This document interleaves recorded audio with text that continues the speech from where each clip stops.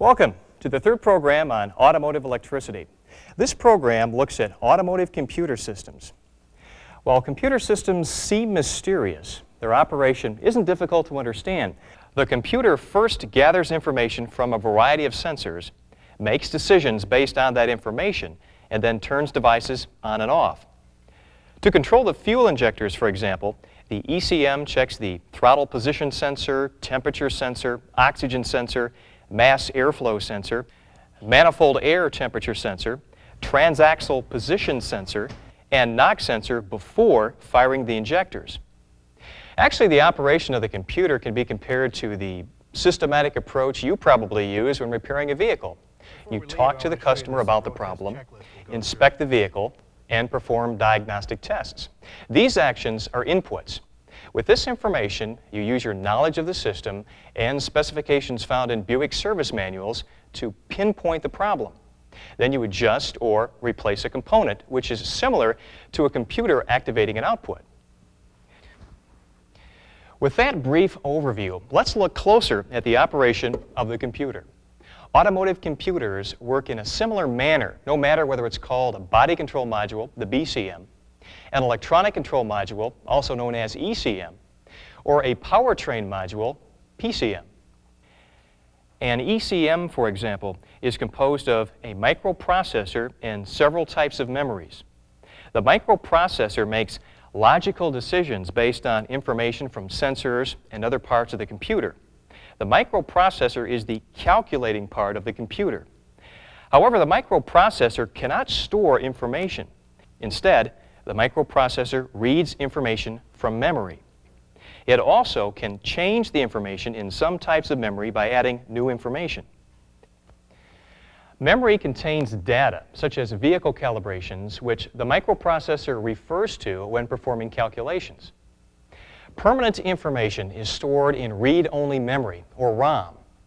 ROM is typically used to store instructions telling the microprocessor what to do and when to do it. When the computer receives an input signal, ROM directs the microprocessor to work with the appropriate memory.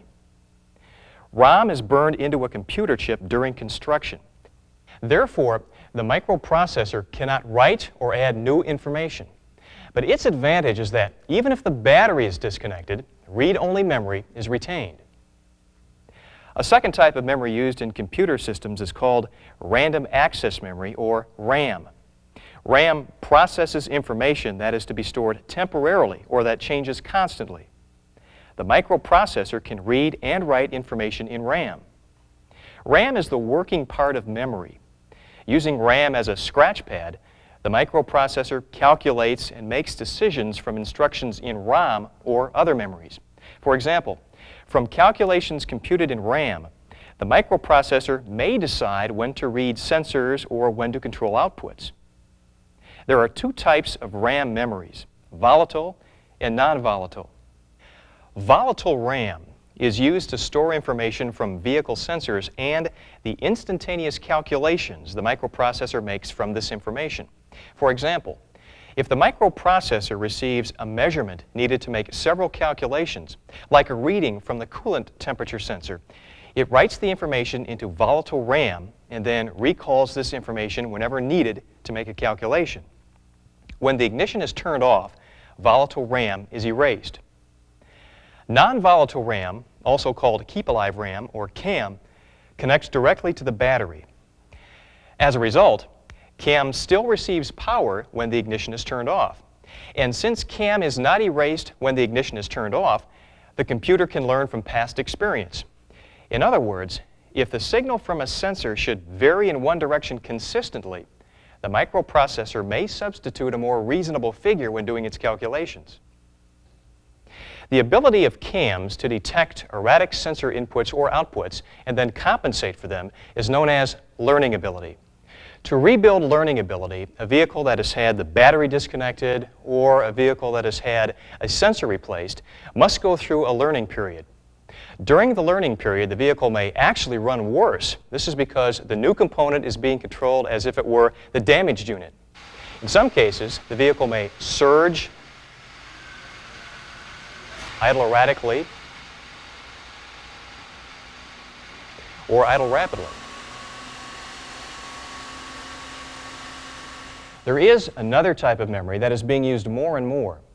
Electronic, erasable, programmable, read-only memory, or E2PROM, is similar to CAM in that information can be written into it and read from it.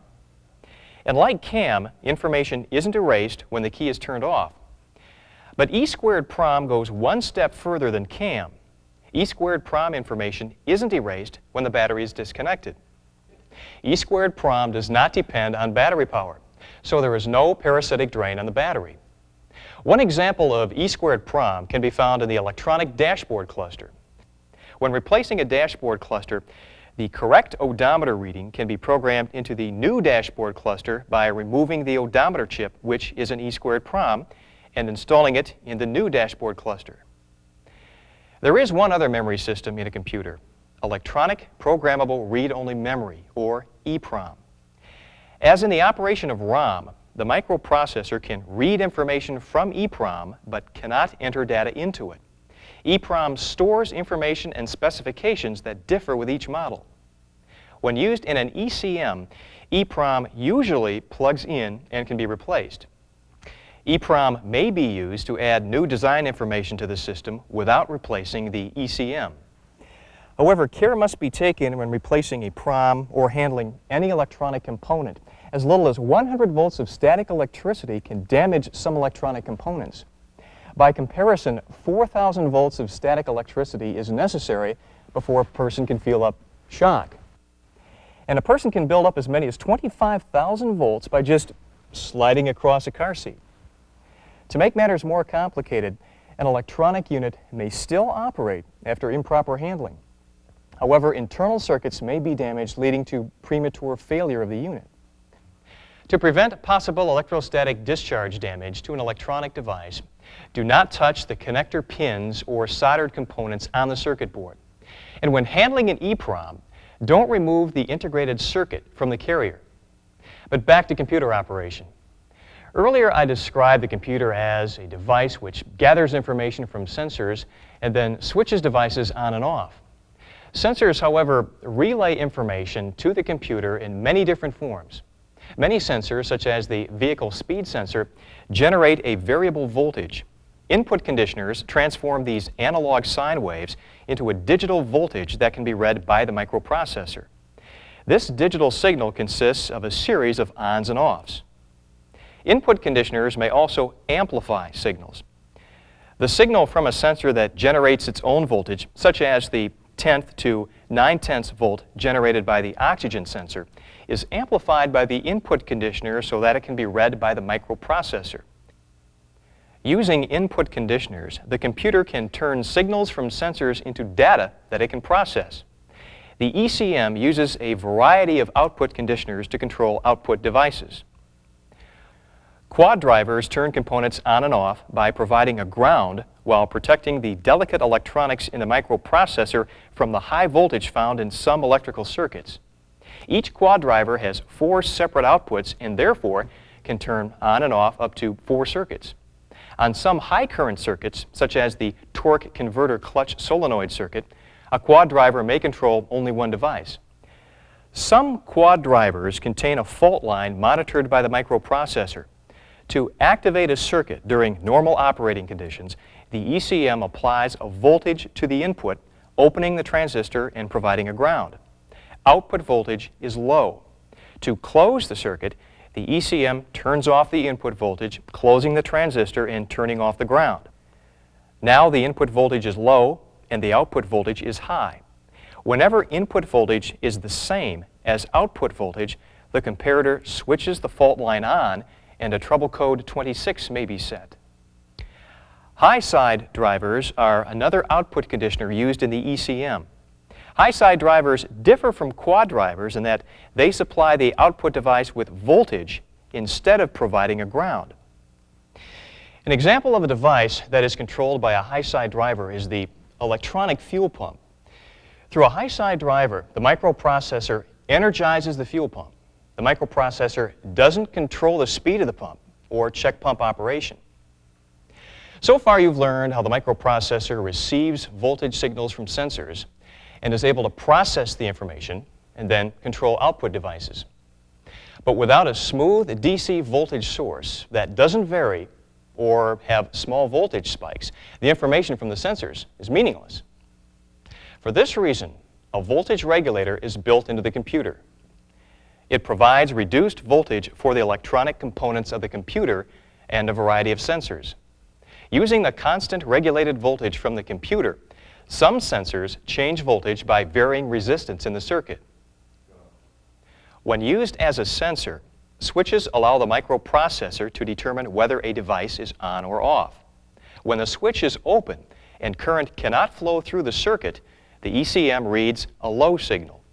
But when the switch is closed and current flows through the circuit, the ECM reads a high signal.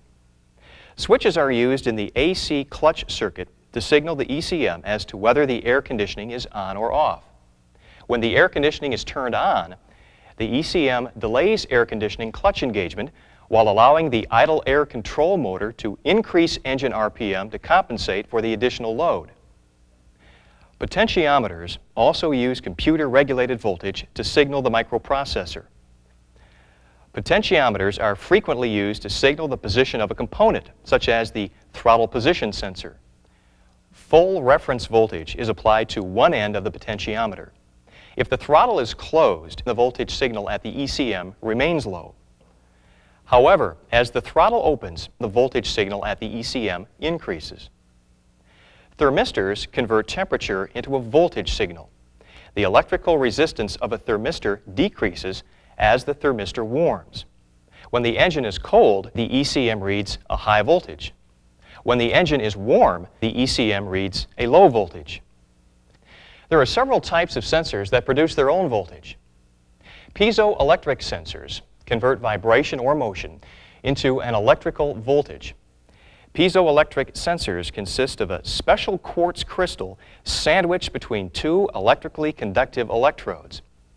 As pressure, caused by the frequency of the knock, is applied to the crystal, a voltage is generated between the two electrodes. The voltage travels to the input conditioners where it is converted to a signal the ECM can read. Piezoelectric sensors are commonly used to monitor vibration, such as that produced by engine knock. Another type of voltage-generating sensor is the zirconium dioxide sensor, more commonly known as the oxygen sensor. As the name suggests, the oxygen sensor measures the amount of oxygen in the exhaust gas. Shaped like a thimble, the sensor protrudes into the exhaust stream. Exhaust gas contacts the outside of a hollow rod.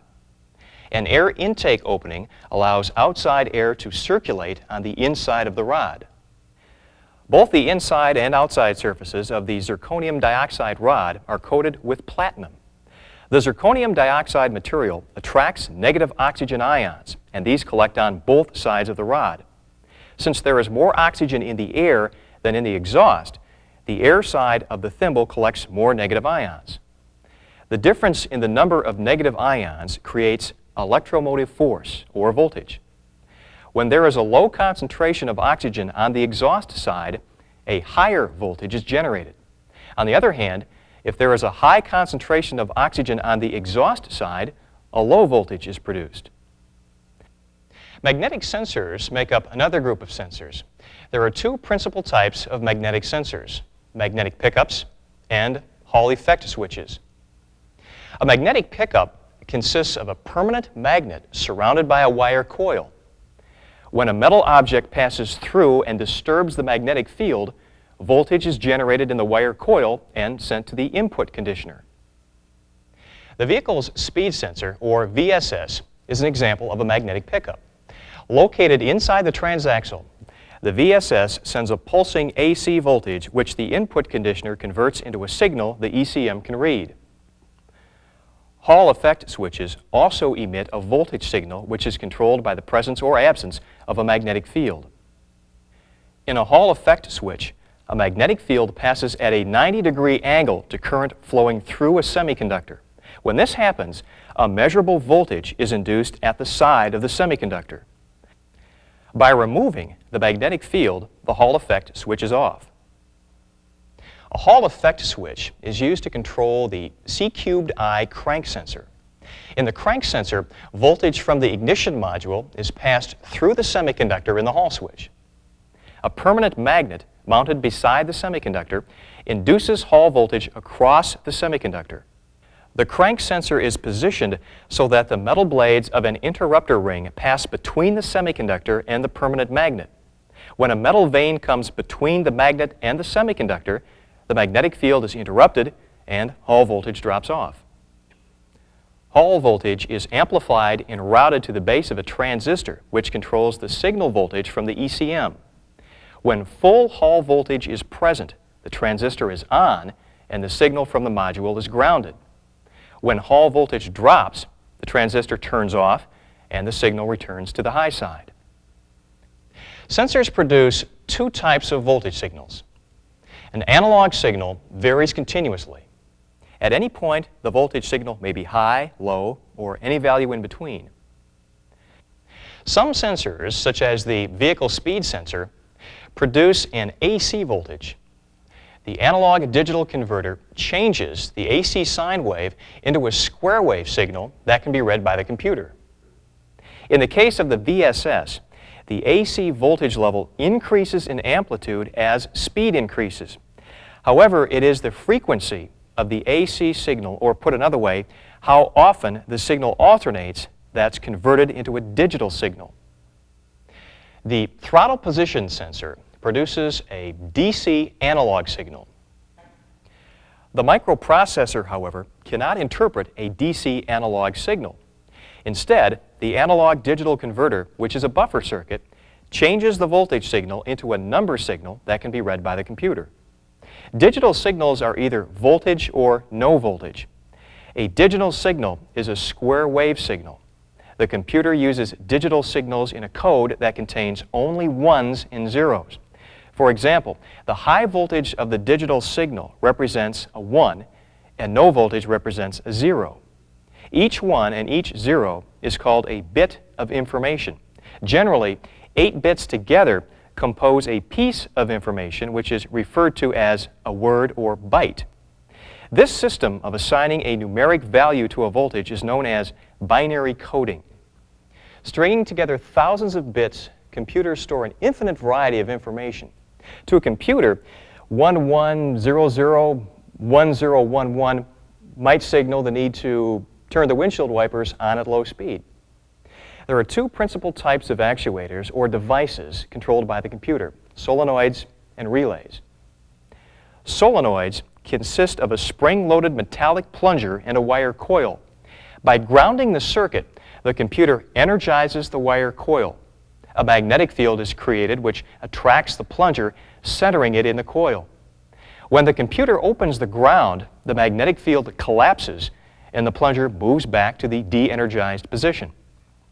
By energizing and de-energizing the circuit, the computer causes the solenoid to open and close valves to control vacuum or hydraulic pressure. A relay uses one electrical circuit to control a second circuit. The relay switch is composed of a material that is attracted by magnetism. When the relay coil is energized, it draws the relay switch closed, completing the power circuit. A relay controlled by the ECM operates the in-tank electric fuel pump. As we have seen, computers send and receive signals constantly. They do this through a variety of paths or data links. Some data links, such as the one found from the computer to the windshield wipers, transmit data in only one direction. Serial data is an example of one form of data transmission. In serial data applications, all data is transmitted one after another.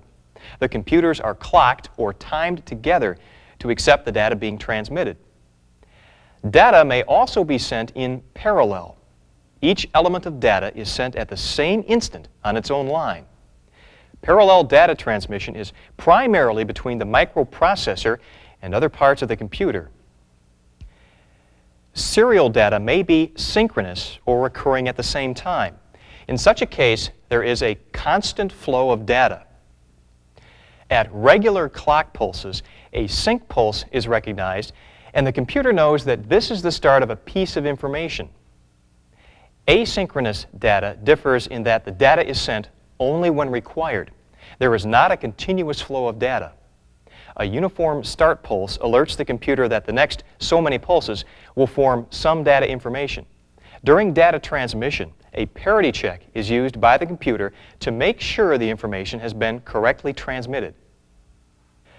The last pulse is a stop pulse, which stops data processing. Asynchronous data can sometimes be bidirectional. It's frequently called Universal Asynchronous Receiver and Transmitter, or UART. Signals on the ALDL are usually sent in one direction.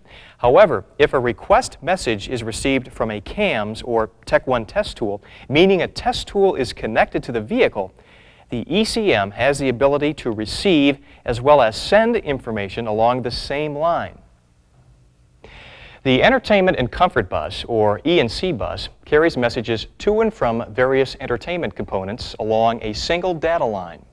Messages travel in either direction on the bus, but only one message can travel at a time. E&C bus is a slower method of data transmission than the ALDL. The E&C bus is designed for use with radio or climate controls where constant data transmission is not necessary. The need for various forms of data transmission shows how highly sophisticated automobile computers have become. The ECM is just one of many computers that can be found on Buick automobiles. But remember, while computers are used on a variety of components, they all work in essentially the same way, and they help make Buick motor cars best on the American road.